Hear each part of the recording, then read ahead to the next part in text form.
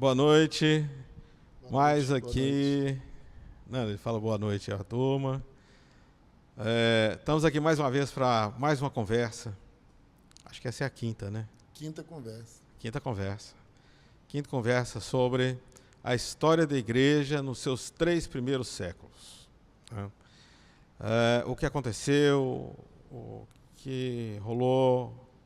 Depois que os apóstolos faleceram, nós conversamos isso. E aí? E agora? Como é que ficou? A dinâmica da igreja. Como ela se estabeleceu? Como ela conseguiu vencer e entrar no segundo século? Vencer as dificuldades todas, né?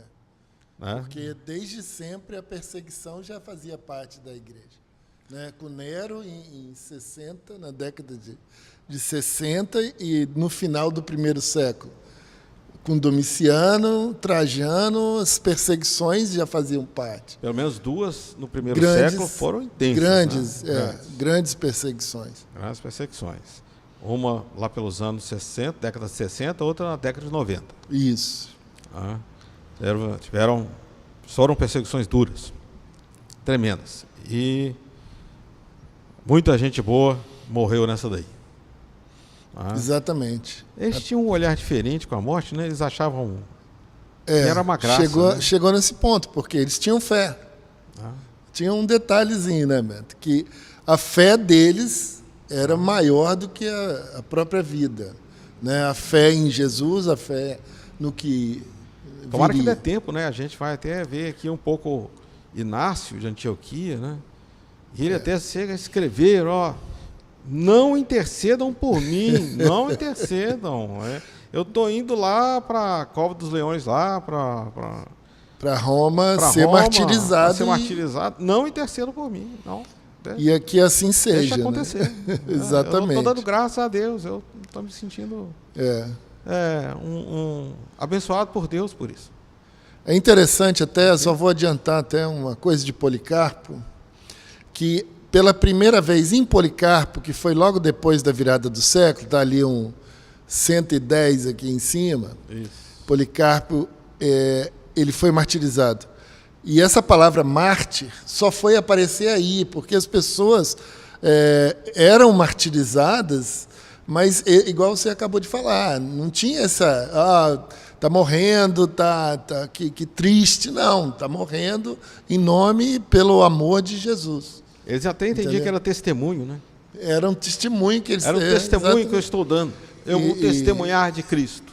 E a palavra, a primeira vez que apareceu nos escritos da igreja, a palavra mártir, foi até posterior, mas se referindo ao martírio de Policarpo. Entendeu? Sim. Então você vê que o conceito era outro, né? Completamente. E o que eles foram martirizados porque foram mortes extremamente violentas, né? Morte de todo tipo, como a gente viu dos apóstolos, a gente continua vendo com os pais apostólicos, né? Bom, vamos voltar aqui um pouquinho. Vamos lá para... Vamos conversar sobre um cara chamado Justino Marte. É esse mesmo, Justino Marte. Justino Marte, de Roma. Justino de Roma foi martirizado. De Roma, Ele viveu no segundo século. Né? No segundo século está aqui, Justino Marte, não sei se dá para ler, por volta de 150. Ele, pela idade ali... Ele viveu de 103 a 167. E foi martirizado também. Né? Ele deixou alguns escritos para nós, muito interessantes, no sentido de como é que funcionou a prática, a liturgia, a dinâmica da igreja. Não sei se era possível chamar liturgia naquela época. Mas, assim... a dinâmica é uma palavra. A dinâmica, como era o culto, como era que funcionou, como é que estava funcionando. E só fazer uma observação, que nós estamos falando dos pais apostólicos. Isso. Né? Os pais apostólicos, o que significa quando as pessoas falam sobre isso? São aqueles que viveram em seguida da morte dos apóstolos e que assumiram a liderança da igreja que continuaram com o legado dos apóstolos, porque os apóstolos levaram a palavra de Cristo. Depois, os pais apostólicos, que está aqui nessa região aqui, até 120, que é Papias, tem os escritos de Papias, são os pais apostólicos, onde eles colocam a vida da igreja, basicamente. E com o desdobrar da coisa, depois dos pais apostólicos, aparecem as figuras dos apologistas, que Justino Martim se enquadra, né? Por quê? Porque, devido às perseguições e os questionamentos que começaram a acontecer, esses pais apologetas vieram para poder defender a fé também através de escritos, né? E a gente estava até comentando aqui a questão da... Para ficar bem compreendido para o pessoal, vamos lá, né? Primeiro os apóstolos. Isso, exato. Em sequência, os pais apostólicos. E, em sequência, os apologistas. Isso. Isso. Espero que todo mundo tenha compreendido. Isso é importante para poder ver que os tipos de escritos, né, que nós recebemos hoje foi mudando. E no final do primeiro século é que começa uma teologia mais sistemática, o que não tinha até então. Clemente de Alexandria, Orígenes, são já quase que você pode chamar de teólogos, já formulando uma teologia sistemática, já mais organizada, mais de acordo, né, com o que a gente tem hoje. Isso no correr do primeiro século, já entrando... Já no final do segundo século. Já no final do segundo século. Que é a questão da teologia. Nesse meio, no meio do segundo século, apareceram os apologistas defendendo a fé, né? No final do segundo século já vem a teologia sistemática com os escritos, né, de pessoas que já tinham formulando uma teologia mais organizada. Só uma questão interessante para observar, que é o seguinte: quando nós temos lá de 100 a 200, é o segundo século. Né? Talvez... isso aí não é 300, fácil. Toda vez eu tenho que fazer a conta. Eu tenho que fazer a conta. Primeiro século é o ano zero, né? Porque de 0 a 100 seria o século zero, né? Mas é o primeiro século. Assim, né? Seria o primeiro século. É o primeiro século. De 100 a 200, segundo século. E hoje nós estamos no século... zero, não tem jeito. Nós estamos no século XXI, né? 2000. É só esses detalhes, porque isso às vezes passa despercebido. Confunde Na cabeça das pessoas. É verdade. Muito bem, vamos lá para Justino Martim. Esse texto, então, de Justino Martim, que o Beto vai ler, é para a gente ter uma panorama do que era a igreja na sua comunhão. Né? Então, vai lá, Beto. Bom, Justino Martim era um filósofo pagão, e ele se converteu, né? Tornou-se sacerdote e, posteriormente, um apologeta e também um mártir. Ele vai escrever algumas coisas aqui, assim, e ele diz o seguinte: de nossa parte, pois, que assim foi lavado aquele que creu e aderiu a nós, nós o levamos aos que se chamam irmãos, no lugar em que estão reunidos, a fim de elevar fervorosamente orações em comum por nós mesmos, por aquele que acaba de ser iluminado e por todos os outros espalhados pelo mundo inteiro, suplicando que nos conceda, já que conhecemos a verdade, ser encontrados por nossas obras como homens de boa conduta e observantes do que nos mandam, e assim consigamos a salvação eterna. Primeiro ele fala de uma reunião, né? Os motivos que os fazem reunir. E eu acho que o ponto aí é o seguinte: não era um clube social, não era uma reunião meu amigo, tudo bem, vamos jogar bola, vamos fazer coisas. Não, era daqueles que tinham se convertido, tinham um propósito, tinham recebido essa mensagem de Cristo e tinham aceitado plenamente isso, né? Daí a participação nesse grupo, nessa comunhão, né? Daí a gente já vê claramente esse tipo de situação, né? Ele vai continuar dizendo: terminadas as orações, nos damos mutuamente o ósculo da paz. Ou seja, desejam a paz entre uns e outros, né? Exato. O ósculo é o beijo, né? Eles se confraternizavam. Eles tinham uma intimidade, né? Naquela comunhão. Isso é muito, muito forte. Depois aquele que preside os irmãos, aos irmãos é oferecido pão e uma vasilha com água e vinho. Pegando-os, ele louva e glorifica o Pai do universo através do nome de seu Filho e do Espírito Santo, e pronuncia uma longa oração de graças por ter nos concedido esses dons que dele provêm. Quando o presidente termina as orações e a oração de graças, todo o povo presente aclama dizendo: Amém. Amém, em hebraico, significa assim seja.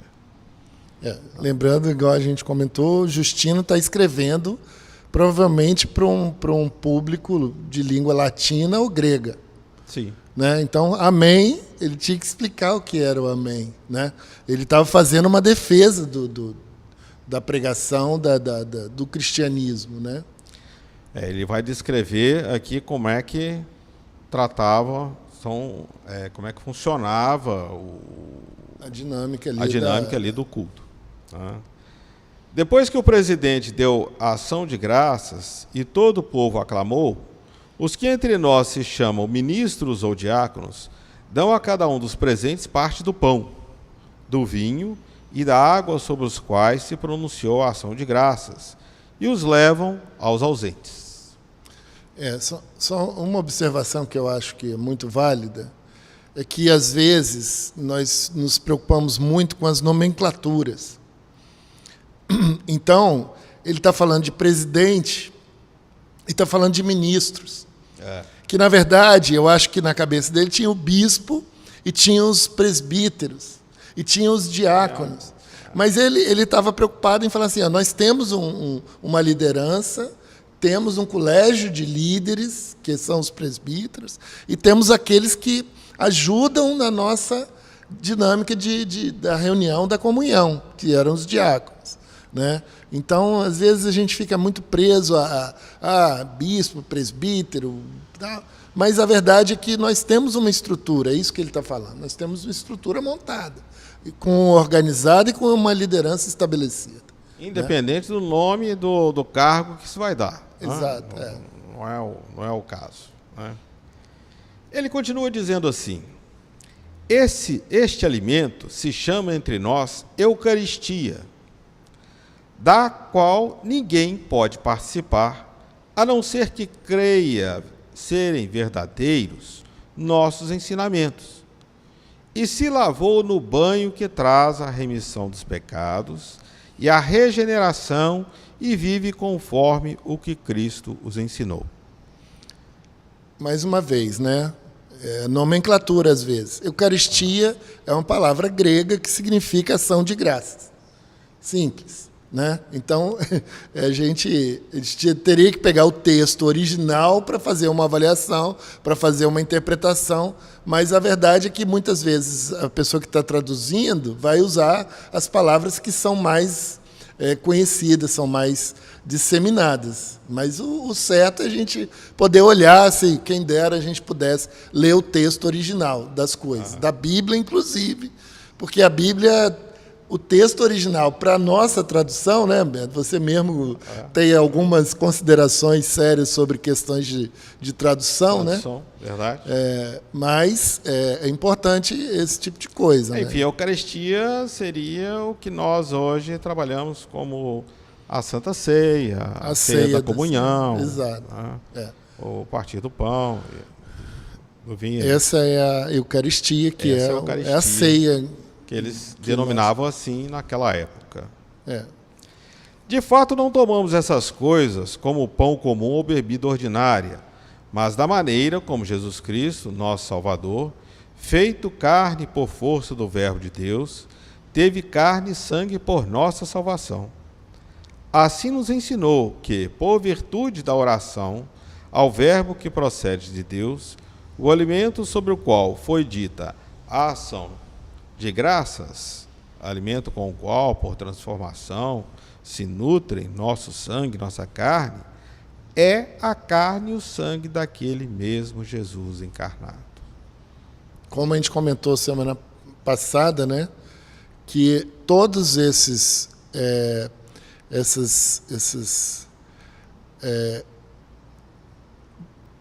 procedimentos da igreja que os apóstolos trouxeram, né? Trouxeram da convivência com Jesus, que foi a ceia, o partir do pão, né? Que foi o batismo que estava envolvido, que foi também a reunião no domingo. Isso. E o Justino Marte continua. Foi isso que os apóstolos, nas memórias por eles escritas, que se chamam evangelhos, nos transmitiram que assim foi mandado a eles. Quando Jesus, tomando o pão e dando graças, disse: fazei isso em memória de mim, esse é o meu corpo. Igualmente, tomando o cálice e dando graças, disse: esse é o meu sangue. E só participou isso a eles. Ou seja, é muito, muito bacana. E é uma coisa assim interessante que a gente deve lembrar, é que Jesus utilizou muito alimento comum e normal, pão, peixe, o pão, tudo, o vinho, que ele depois, nas suas reuniões. Né? O tempo todo, né? O tempo todo. Desde o casamento em Caná, né? Desde o casamento em Caná. O vinho e as coisas mais. Mas uma coisa que eu tenho um apreço grande é com relação ao cânon. Quando ele fala aí dos escritos dos apóstolos, dos evangelhos, sim, né? Ele está falando aqui de Justino escrevendo por volta do ano 150. Né? E o que nós não estamos abordando aqui é justamente esses escritos. Não estamos abordando. Por quê? Os evangelhos, as cartas de Paulo, aquele cânon da Bíblia que estava se formando naquela época, não é o objetivo desse estudo. Mas a gente percebe que já circulava. Né? Você teve desde sempre. Quando o apóstolo foi lá para o norte, ele traduziu Mateus. Então, são escritos já do final do primeiro século, já circulavam na igreja. E eu estava vendo que o primeiro cânon que se tem notícia, mais consolidado, é o cânon muratoriano.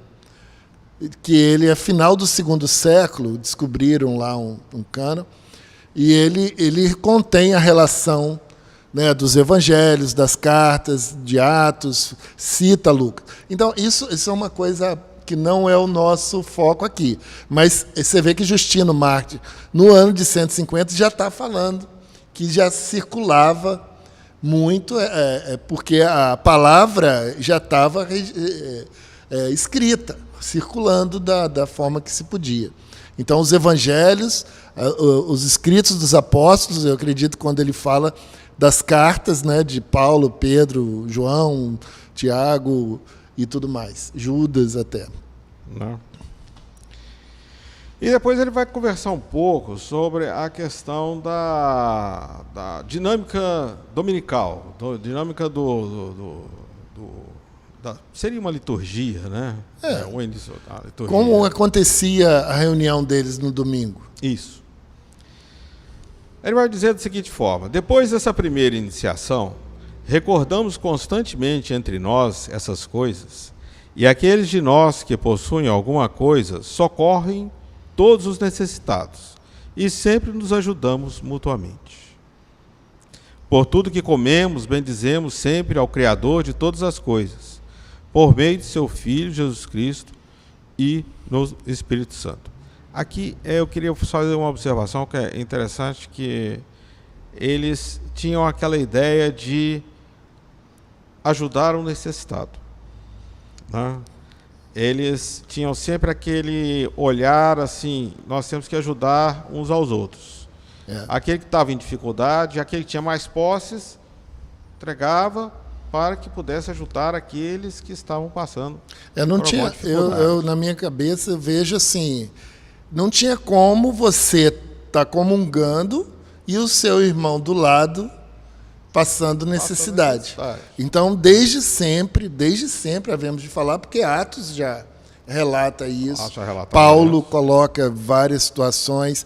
A oferta que foi levantada para a igreja de Jerusalém, né? Foi para a igreja de Jerusalém. Inclusive, Jerusalém, naquela época, estava passando por uma crise terrível. Terrível. Os irmãos de penúria mesmo. Penúria. Né? E foi levantado. Então, você vê que essa preocupação com os irmãos, de estar ajudando, de estar preocupado com a necessidade de cada um. Isso era muito forte na igreja e a gente pode ver nesse texto. Ele vai trabalhar um pouco mais isso aqui, mas antes ele vai falar o seguinte: no dia que se chama Sol, celebra-se uma reunião de todos os que moram nas cidades ou nos campos. E aí se leem, enquanto o tempo permite, as memórias dos apóstolos ou os escritos dos profetas. Quando o leitor termina, o presidente faz uma exortação e convite para imitarmos esses belos exemplos. Seria bom falar alguma coisinha sobre o dia do sol, né? Vamos trabalhar um pouquinho esse negócio, né? Exato. O dia do sol é aquilo que até comentou semana passada, do calendário. Acho que vale a pena um novo comentário, né? Vai lá, Beto. Novo comentário a respeito disso aí. Por que foi escolhido o domingo, né? Primeiro, foi o dia da ressurreição de nosso Senhor Jesus Cristo. Então, ali foi um marco daquilo. Mas depois ele passou a ser chamado dia do sol. Por quê? Tem um motivo também por isso. O primeiro dia da criação, Deus disse: haja luz. E ele fez a separação entre luz e trevas. Se formos levar ao pé da letra e falarmos sol, nós vamos ver que o sol foi, acho que no quarto, eu não verifiquei direitinho, mas no quarto ou quinto dia, né, que o sol foi criado. Então a luz, né, foi criada antes do sol. E aí ficou como o dia da luz. Então, o que eles entendiam de luz era sol. O que era a expressão máxima da iluminação daquele tempo? Era o sol. Era o sol. Então, domingo era também o dia do sol, ou seja, o dia que Deus separou luz e trevas.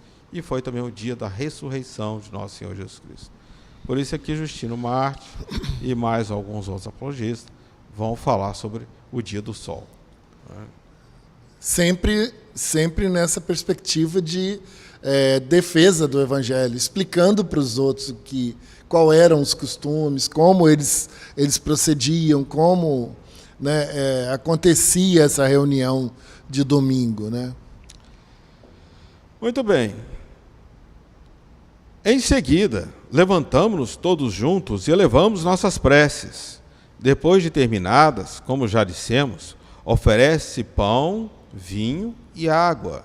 E o presidente, conforme suas forças, faz igualmente subir a Deus suas preces e orações de graças, e todo o povo exclama dizendo: Amém. Depois vem a distribuição e participação feita a cada um dos alimentos consagrados pelas ações de graças, e seu envio aos ausentes pelos diáconos. Legal. Tá? Acho que aqui está bem didático, ficou bem claro. Bem, né? Claro a dinâmica aí da comunhão. Aqui ele vai voltar depois à questão dos necessitados. Os que possuem alguma coisa e queiram, né, por vontade própria, você tem que desejar, né? Cada um conforme sua livre vontade dá o que bem lhe parece, e o que foi recolhido se entrega ao presidente. Ele o distribui a órfãos e viúvas, aos que por necessidade ou outra causa estão necessitados, aos que estão nas prisões, aos forasteiros de passagem.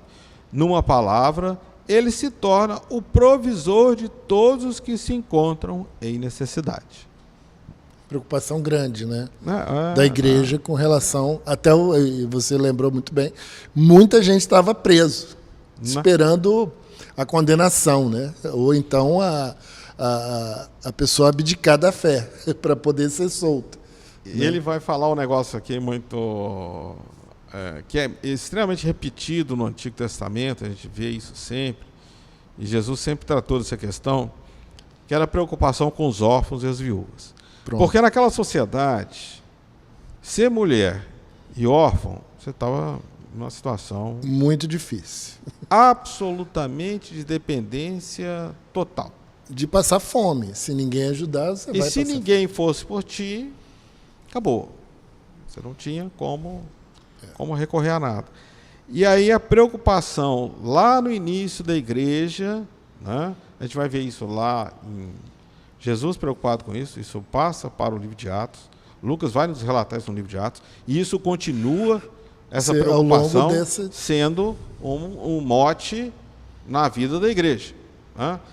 Qual era o objetivo de você arrecadar alguma coisa? Era para arrecadar para distribuir. Na mesma hora. Na mesma hora. Isso é importante demais, porque fazia parte da igreja, a gente está falando de novo, 150 depois de Cristo, né, por um apologista escrevendo para um público que não é a igreja. Então, que não é a igreja. Isso era impactante. E aí ele vai falar, assim, até vou repetir, os que possuem alguma coisa e queiram, cada um conforme sua livre vontade, dá o que ele parece. Ou seja, as pessoas viam a necessidade uns dos outros, forneciam aquilo que lhes era possível fornecer, aquilo que eles achavam que tinham condições de acrescentar, e a igreja ia distribuir aquilo. Né? Fico pensando nos caras na prisão, né? Será que alguém levava comida, água? Estava preocupado, né? Estava preocupado com isso, né? E a igreja estava. E a igreja estava preocupada com isso. Celebramos essa reunião geral no dia do sol, porque foi o primeiro dia em que Deus, transformando trevas e matéria, fez o mundo. E também o dia em que Jesus Cristo, nosso Salvador, ressuscitou dos mortos. Nem precisava ter explicado, porque o Justino Marcha estava falando mais à frente. Né? Com efeito, sabe-se que o crucificaram um dia antes do dia de Saturno, e no dia seguinte de Saturno, que é o dia do sol. Ele apareceu aos seus apóstolos e discípulos e nos ensinou essas mesmas doutrinas que estamos expondo para vosso exame. Isso. Qual foi o objetivo desse texto agora?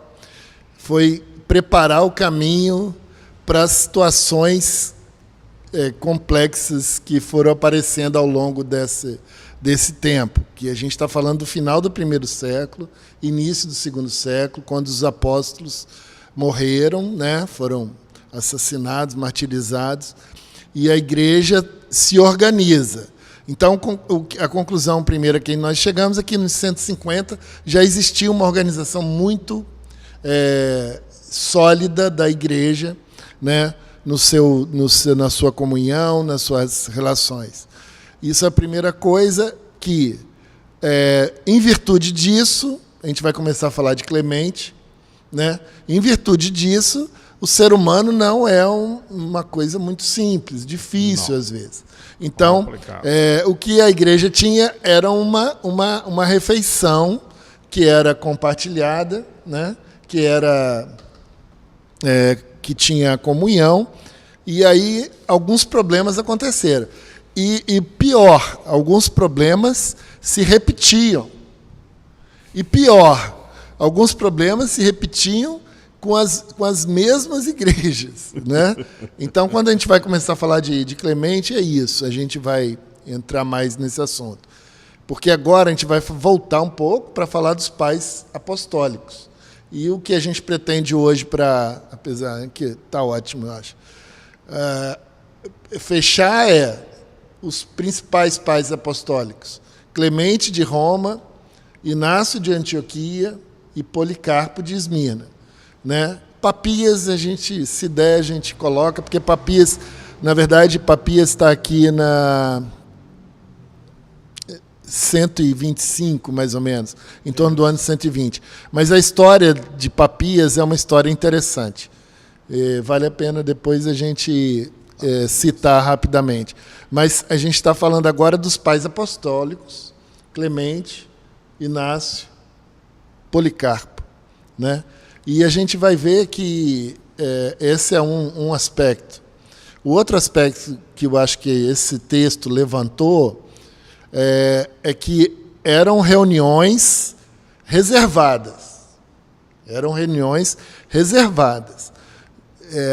O público ia ouvir o ensinamento, ia ouvir os cânticos, ia participar da comunhão até um certo ponto, e dali para frente só os que eram convertidos seguiriam para poder fazer a Eucaristia, fazer a ação de graça, fazer a ceia e partir o pão e lembrar o vinho, lembrar do sacrifício de Cristo. E mais, né? Aqueles que tinham declarado publicamente o Isso. senhorio de Cristo sobre suas vidas e tinham passado pelo batismo.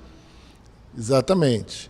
Era o símbolo, era a forma de você falar que publicamente. Exatamente. O batismo era aquilo, a demonstração pública Isso. de que eu agora faço sigo parte desse, né? o Senhor Jesus Cristo e faço parte dessa comunidade, dessa eclésia, Dessa eclésia, boa. né?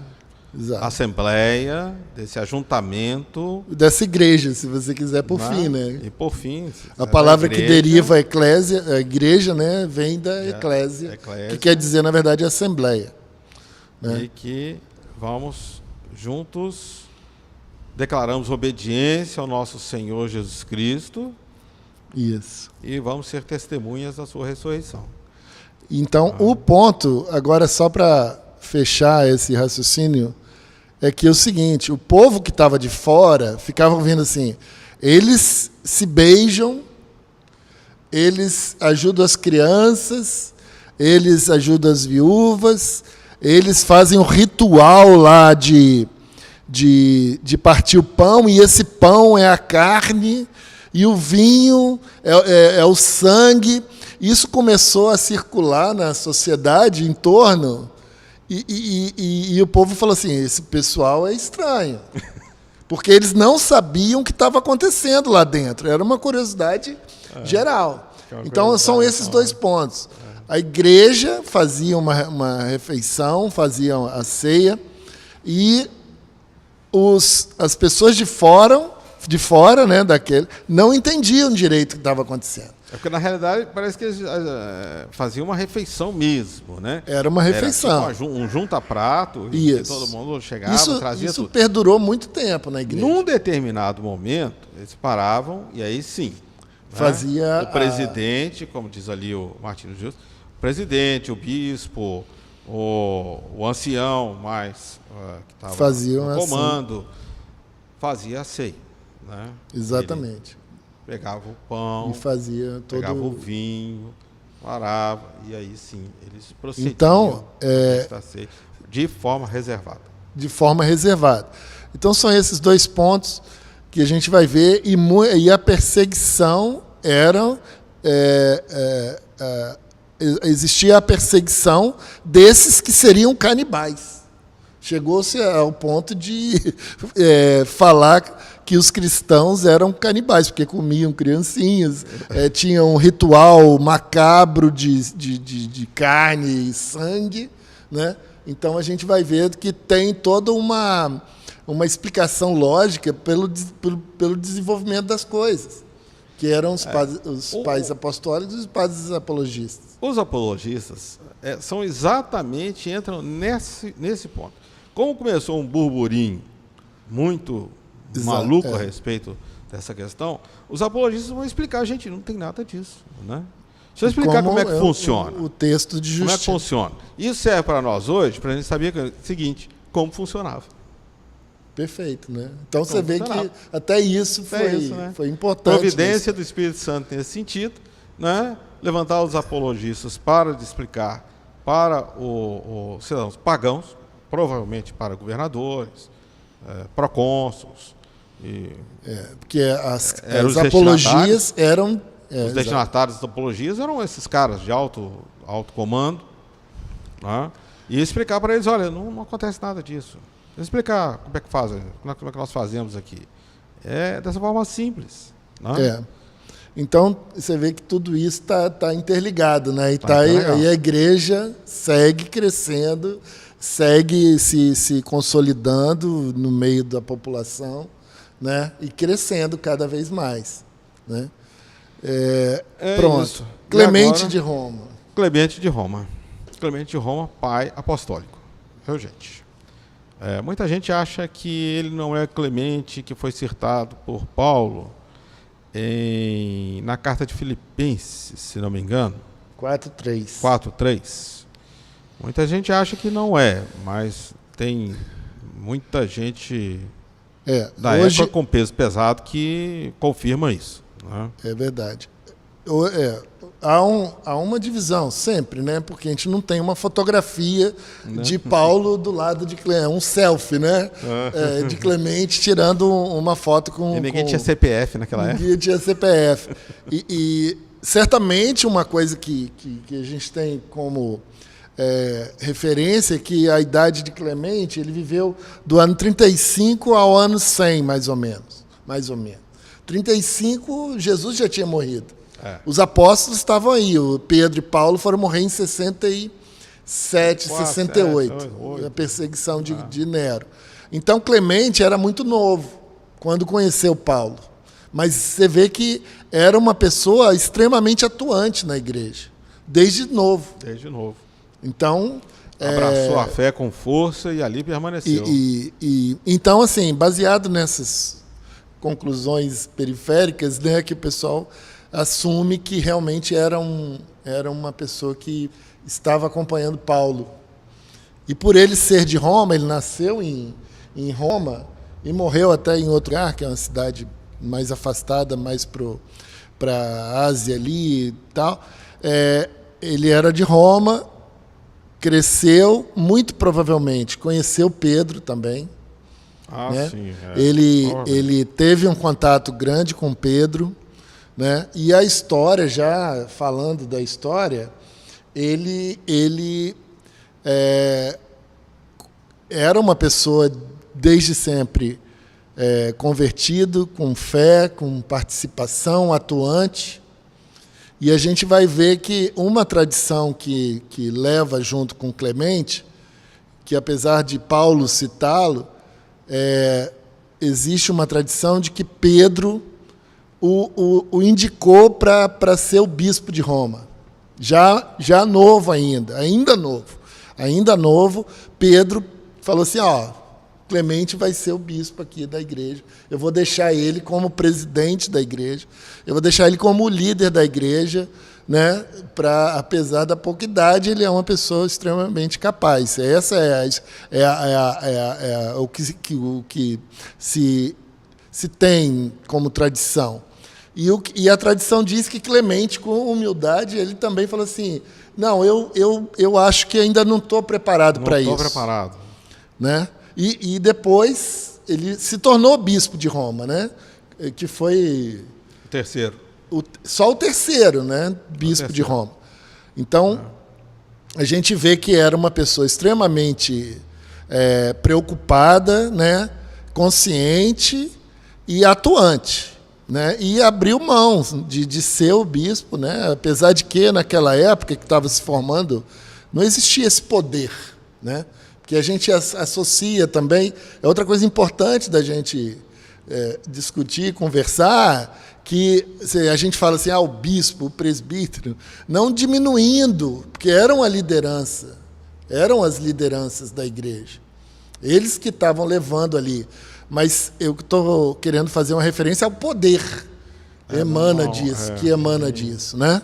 Ninguém estava preocupado. Ninguém estava preocupado em ser o poderoso da igreja. Estava preocupado em contribuir, em ajudar a organizar. Na realidade, acho que a preocupação principal era a ortodoxia da fé. Isso, perfeito. A ortodoxia da fé, era a fé dos apóstolos. Não havia um desvio da fé dos apóstolos. Essa era a preocupação. Os ensinos dos apóstolos é que tinham que estar certos. Eles não queriam se afastar do ensino. E toda preocupação deles em estabelecer bispos, presbíteros, anciãos, diáconos, era no sentido de resguardar a fé. Isso é muito importante. A gente ter na cabeça que essa era o desprendimento que eles tinham. E a preocupação, né, de manter a palavra que eles ouviram dos apóstolos e continuar com essa situação. Então, Clemente, pena que a história perdeu, né, assim, os detalhes da vida dele, mas eu imagino ele como uma pessoa muito interessante, e no final do primeiro século ele é martirizado, né? Ele escreve uma carta interessantíssima, né, para uma igreja de Corinto e novas cartas, velhos problemas. Repete-se. Né? O escrito que se tem dele, né, que é unânime praticamente, assim, unânime é difícil falar, né? Mas é o escrito que há uma aceitação pela grande maioria dos estudiosos. Mais ou menos pacificado, né? Pacificado, isso. É a carta que ele escreveu aos Coríntios. Denominada Primeira Carta de Clemente. Primeira Carta de Clemente. O que acontecia, né? Eu, sinceramente, eu fico até assim, meio constrangido pela igreja de Corinto. Não é? Gente, só para lembrar, peguem suas Bíblias e deem uma lida na primeira carta que Paulo escreveu para os Coríntios. Né? Foi uma cepada lá que ele deu. Foi uma confusão, né?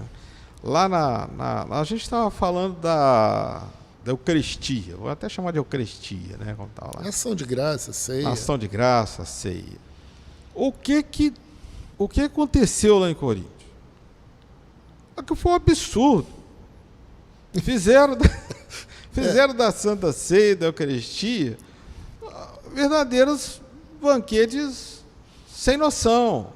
Os caras levavam para lá plutonaria a ponto, uma quantidade de comida horrorosa, uma quantidade de bebida horrorosa. Enquanto uns tinham demais, eles não repartiam uns com os outros, não. Uns saíram de lá bêbados. Exatamente. Tá bêbados, completamente bêbados, embriagados. Imitando um sacerdote lá atrás, né? Que também se embriagava e chegava até a vomitar em cima das mesas. Né? Você vê, né? Que era uma coisa absurda. Isso. Né? E Paulo vai ter que chegar lá e falar, gente. Se a gente está falando da carta de Paulo, vamos situar. Eu não me lembro, eu não vi. A carta de Paulo aos Coríntios, vamos situar entre década de 40 e 50. Isso. A gente está falando agora da carta de Clemente em 95. Acho que a Coríntios está na década de 50 ali. Quase em torno disso. Então você vê, quantos anos? 40 anos depois, 40 e tantos anos depois, Clemente vai escrever aos Coríntios. Vai escrever aos Coríntios. E agora, o motivo não era a turma está se embriagando, aquele negócio todo. Não. O motivo agora, você quer falar o motivo? O motivo é bacana. Pode falar, Beto. Eu estou aqui pensando já na frente. O motivo é um motim. Agora você imagina, gente, um motim. Muita coisa aconteceu na igreja, né? E aí o que os caras fizeram? Um grupo lá depôs os presbíteros e o bispo. Diz que eles não mandavam mais, quem mandava era eles. Um motim, do tipo assim, tomamos um navio. Daqui para frente a gente segue. Daqui para frente somos nós. Ora, gente. Qual a intenção desses caras? O que esses caras estavam vendo? Como é assim? É assim que se procede, né? E justamente esse é o ponto de Clemente, né? Que Clemente entra não como autoridade sobre outra igreja necessariamente, mas para lembrar justamente de todo o processo que a igreja estava passando, de constituir bispo, de constituir os presbíteros, para poder a organização funcionar de uma forma que prosseguisse a pregação. Né? Essa era a preocupação. E quando Clemente escreve, ele escreve justamente exortando a liderança. Né? Igual o Beto falou. Gente, vocês estão fazendo uma coisa que não é legal. Entendeu? Tudo bem, se há uma insatisfação, vamos conversar, vamos sentar, vamos ver. Mas o bispo, o presidente, os ministros, né, eles devem ser respeitados na igreja, porque eles estão levando, eles têm essa responsabilidade de levar tudo aquilo que a gente aprendeu dos apóstolos. Né? Então, isso foi uma coisa importante da carta de Clemente. Né? E a gente vai ver, só fazendo um ganchozinho, para poder criar um pouco de curiosidade com relação a Didaquê, que é um livro.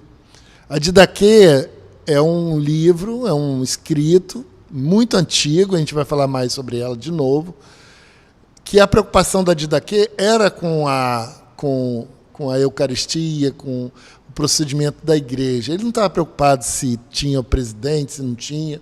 Então, essa é o contraponto que o pessoal fala assim, da Didaquê com Clemente, que a preocupação de Clemente era muito com essa por causa do que tinha acontecido na igreja de Corinto. Então, são dois escritos, não vou dizer contemporâneos, mas muito próximos, e um cuidando da igreja e o outro exortando a igreja a seguir um caminho mais organizado, mais de acordo com uma hierarquia. Né? Tem um pequeno trecho aqui da carta de Clemente, deixa eu ler para o pessoal ver como é que funcionou a coisa.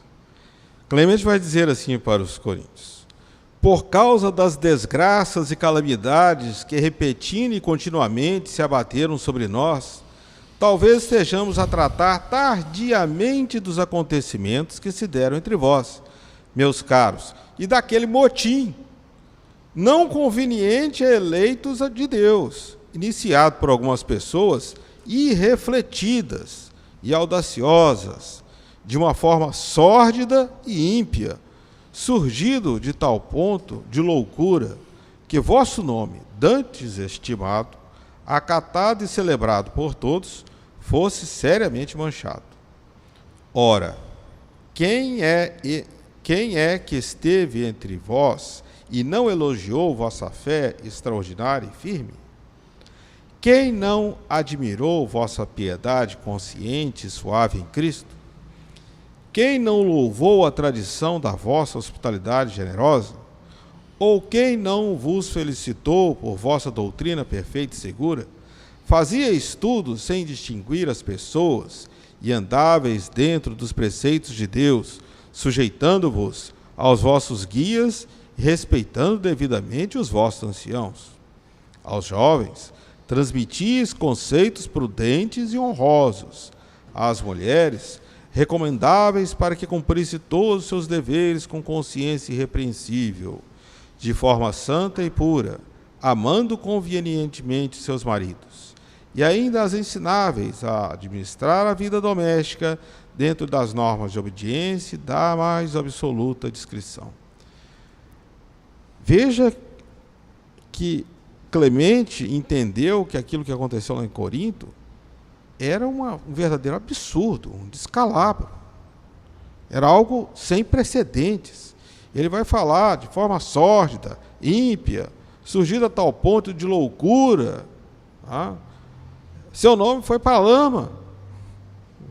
Por aí, exatamente. Ele vai falar coisas dessa natureza. Ou seja, uma exortação pesada, como até Paulo fez. Exatamente. Né? Porque às vezes a gente precisa exortar num ponto de trazer a realidade. Na época, coisas. Paulo falou lá para os coríntios, lá, vocês não têm comida em casa para comer, não? Vocês não têm casa para comer, casa para beber?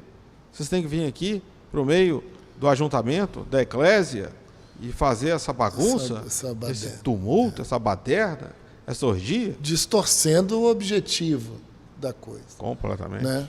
Perdendo o controle da situação. E é o que a igreja de Corinto, novamente, no final do primeiro século, fez. Né? E uma coisa que eu queria também aproveitar para a gente até... Tem mais uma coisa ainda, já são 10:50, Beto. são muitos detalhes. Eu acho que é importante falar do Hebreus, da carta aos Hebreus. Eu acho interessante falar da Carta aos A Carta aos Hebreus. Hebreus é muito boa. Mas eu só queria colocar o seguinte... Você tem que falar sobre o martírio de Clemente, hein? Não, é muita coisa. Mas, assim, eu só queria aproveitar o seguinte. Desde sempre também, né, é importante a gente sempre estar referenciando a Bíblia e ao que aconteceu no Novo Testamento. O que nós temos são as viagens missionárias de Paulo, nós temos as igrejas estabelecidas ao longo dos caminhos dos apóstolos, tanto para o Ocidente quanto para o Oriente, como a gente viu nas primeiras conversas. Então, existia um contato. Eu queria pedir só para o Jefferson fazer um favor, para trocar a imagem. Existia um relacionamento grande entre as igrejas de todo o mundo do Império Romano da época. E essa imagem que a gente vai mostrar aqui, eu achei interessante que ela mostra as principais estradas e rotas navais no primeiro século. E dessa vez você conseguiu colocar a moeda lá em cima. Eu coloquei... Ela ficava sempre atrás de mim. Então eu dei o jeito. Então você vê que toda a região da Turquia, da Grécia, Roma, e eram estradas muito movimentadas, as rotas navais também aqui, sai de um canto para outro, era um comércio, era uma coisa que acontecia o tempo todo, e as igrejas elas participavam da vida umas das outras, querendo saber notícia. Como está a igreja aí em Roma? Como é que está a igreja em Antioquia? Lembrando que Antioquia está aqui, ó, no meu ombro. Né? Antioquia está num extremo e Roma está no outro. E de onde sai Inácio? Inácio sai de Antioquia, aqui na Palestina. Não sei nem se é Palestina, pode estar. Aqui, Roma, e vai até Roma para poder ser martirizado. E ele, ao longo desse caminho, vai escrevendo as igrejas, vai escrevendo. Oi, como é que vocês estão? Está tudo bem? Exortando, né, trazendo, levando boas, levando aquela palavra de incentivo, de consolidar a fé. Então você vê, Inácio sai, e todo esse mundo do primeiro século, e lógico do segundo século, porque o imperador bom, que eles chamam, que foram os Flavianos, veio só depois, na metade do segundo século para frente, quando Domiciano e Trajano e o outro, Adriano, eu acho, eles não foram imperadores muito da paz, não. Eles gostavam de confusão. E depois deles que veio um imperador, então, mais tranquilo. Eu citei aqui essa moeda, eu achei muito legal, que é a moeda de Vespasiano, com o verso, um judeu, não sei se dá para ver aqui, o judeu está sentado, prostrado, né, diante do símbolo lá dos romanos de conquista. E está escrito embaixo dele aqui, Judéia. Né? Então ele pegou isso aí e cunhou a moeda, porque a vitória sobre Jerusalém no ano de 70 foi muito significativa para o Império Romano. Né? Que coisa a gente pensar nisso, né?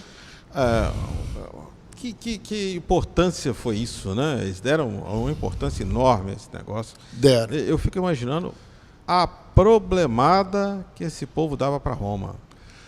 Exatamente, a conclusão que se tem dos judeus, né, principalmente, que eles eram muito aguerridos. Lá, né? Era um barril de pólvora.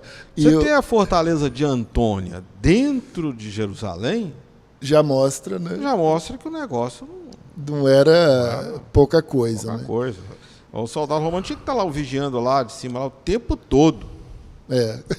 Beto, agora que eu que estou preocupado com o tempo.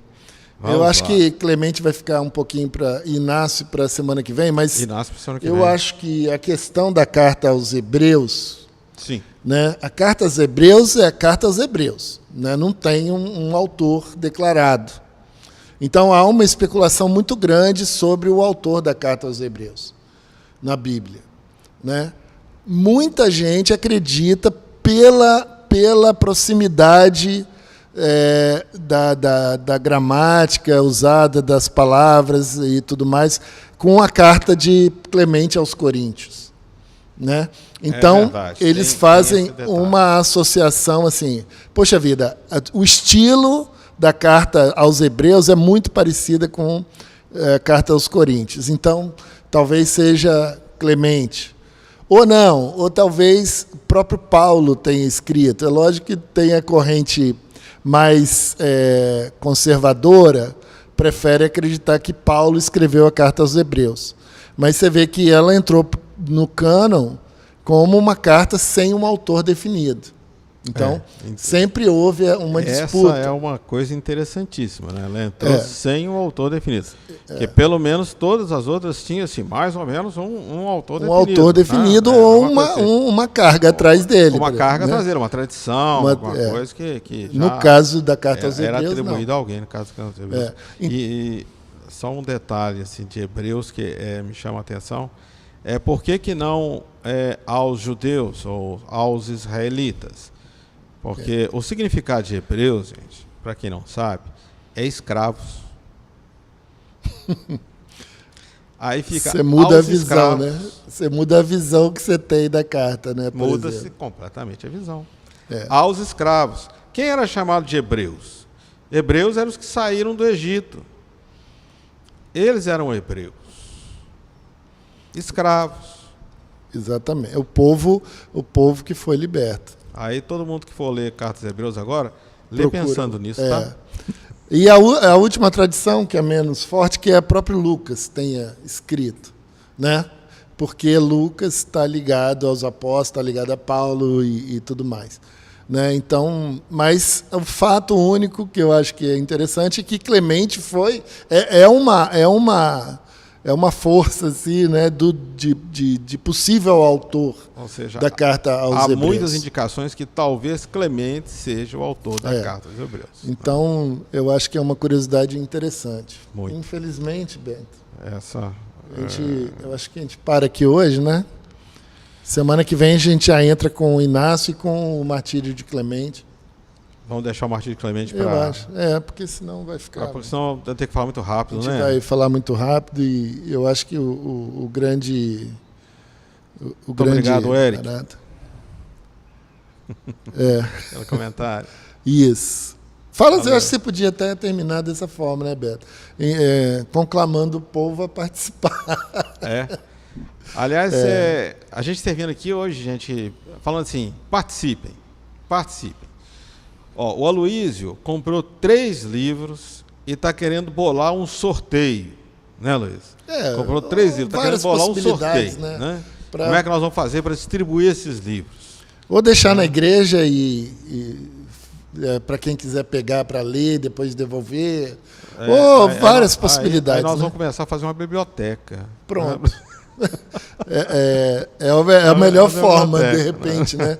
Porque os livros, o primeiro livro é os Pais Apostólicos, os pais apologistas, e a primeiro é falando de uma forma geral sobre patrística, que é esse estudo dos pais da igreja.